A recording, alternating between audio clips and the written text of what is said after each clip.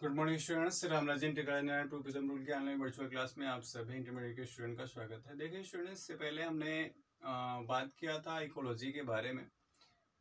Ecology की meaning देखी थी, इकोलॉजी की डेफिनेशन देखा गया था।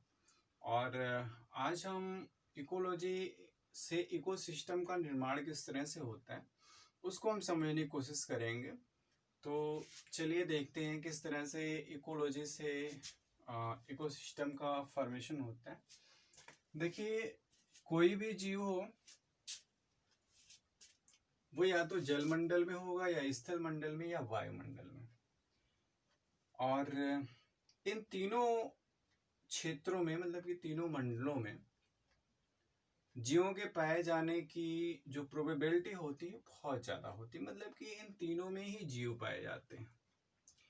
कहने का मतलब है कि जल, स्थल और वायुमंडल तीनों में ही जीवों का पाया जाना संभव है और पाए जाते हैं।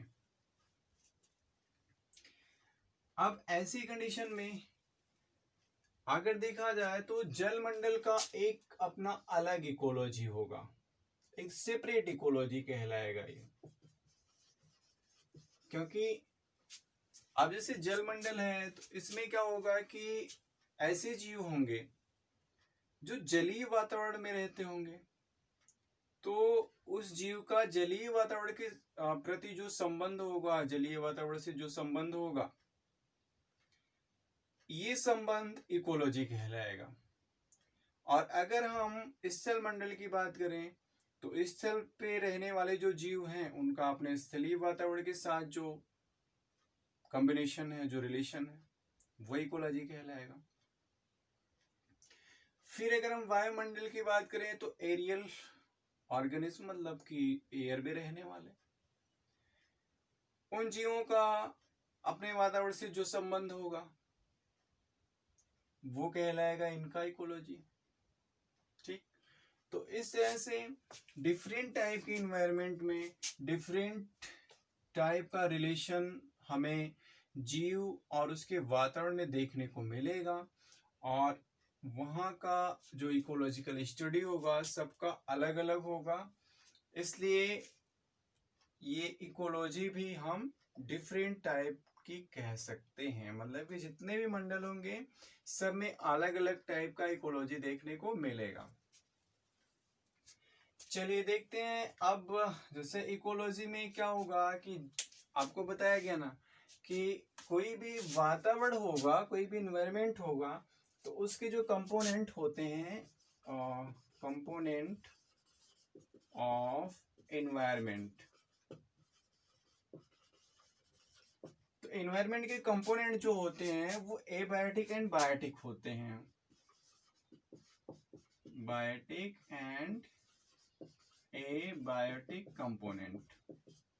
Okay, abiotic and biotic component. आप देखिए, जो बायोटिक कंपोनेंट है उसमें आपके किसी भी एनवायरमेंट की हम बात करें तो उसमें आपके जैविक घटक में आएंगे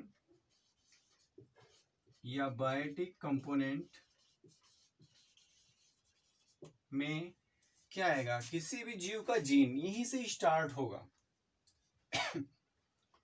बायोटिक कंपोनेंट यहीं से स्टार्ट होता है। देखिए, जीन, फिर कोशिका। जैसे बहुत से जीव हैं तो बहुत से जीव में एक कोशिकीय, बहुकोशिकीय भी प्राणी आएंगे, है ना। तो उसके बाद फिर कोशिका से अंग, अंग से जीव, जीव से समष्टि, और समष्टि से एक समुदाय का निर्माण होता है।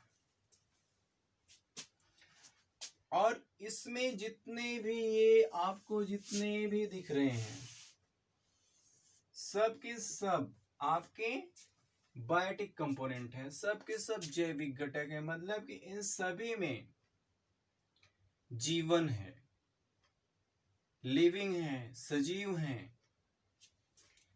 आगे हम बात करेंगे अजैविक घटक की। तो अजैविक घटक में आपके एक पदार्थ आता है, दूसरा ऊर्जा। देखिए, कोई भी मैटर हो, कोई भी पदार्थ हो, सबकी अपनी अपनी एनर्जी होती है। ऐसा कोई भी मैटर नहीं होगा जिसमें एनर्जी ना हो। कोई भी पदार्थ ऐसा आपको नहीं मिलेगा जिसमें उनकी अपनी ऊर्जा ना समाहित हो।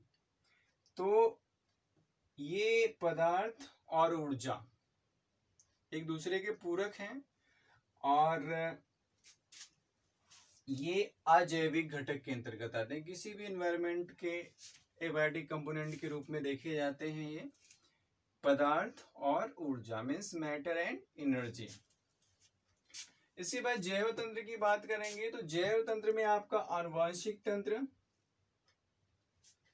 कोशिका तंत्र, अंग तंत्र, जीवीय तंत्र, समष्टि तंत्र और पारिस्थितिकी तंत्र, ये चीजें आपको देखने को मिलेंगी।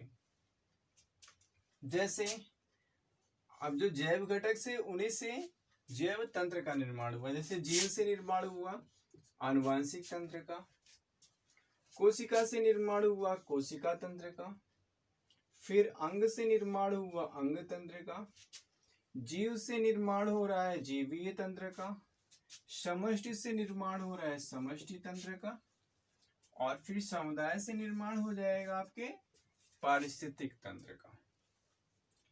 तो इस तरह से आप मेरे ख्याल से समझ गए होंगे कि किस से किस तंत्र का निर्माण होता है और पारिस्थितिकी तंत्र का निर्माण कैसे होता है। मतलब जब किसी भी जीव जाति का एक ही प्रजाति का समूह होना, एक ही प्रकार का समुदाय हो, तो उससे एक पारिस्थितिक तंत्र का निर्माण होगा। आगे हम डिस्कस करेंगे पारिस्थितिक तंत्र के बारे में, लेकिन आज बस आप इतना ही समझिए। थोड़ा थोड़ा समझेंगे तो समझने में आसानी होगी। देखिए फिर से एक बार समझा देते हैं। जैसे जीव हैं तो जलमंडल, स्थलमंडल, वायुमंडल हर जगह पाए जाते हैं और हर जगह का अपना अलग अलग इन्वायरमेंट होता है, इसलिए उनकी अलग अलग टाइप की इकोलॉजी भी रहेगी। क्योंकि जब हम जलीय जीवों का उनके जलीय वातावरण से संबंध का अध्ययन करेंगे तो ये हमारा एक्वेटिक इकोलॉजी भी मतलब कि कहलाएगा। ऐसे ही स्थल की बात करें तो स्थलीय जीव और उनके जो स्थल का वातावरण है उसके बीच रिलेशन का स्टडी करेंगे। और ऐसे ही वायुमंडल में हम वायु में रहने वाले जीवों का और उनके वातावरण का अध्ययन करेंगे। अब जैविक और अजैविक घटक से मिलकर ये जितने भी मंडल हैं सब इन्हीं से मिलकर बने हुए हैं, जैव और अजैव से मिलकर बने हुए हैं। ठीक है। अब जैव घटक में देखें तो जीन, कोशिका, अंग, जीव, समष्टि, समुदाय, ये सब जैविक घटक कहलाएंगे। अजैविक घटक में केवल पदार्थ और ऊर्जा आपका आता है। इसके बाद फिर जैव तंत्र की अगर हम बात करें तो आनुवांशिक तंत्र, कोशिका तंत्र, अंग तंत्र, जीवीय तंत्र, समष्टि तंत्र और पारिस्थितिकी तंत्र, ये चीजें आपको मिलेंगे इसमें। तो आज आपने पारिस्थितिकी तंत्र को इंट्रोड्यूस किया, जाना उसके बारे में। नेक्स्ट क्लास में हम आगे चलेंगे, पारिस्थितिकी के कुछ जो इम्पोर्टेंट कंपोनेंट्स हैं उनके बारे में हम स्टडी करेंगे। Okay, thank you.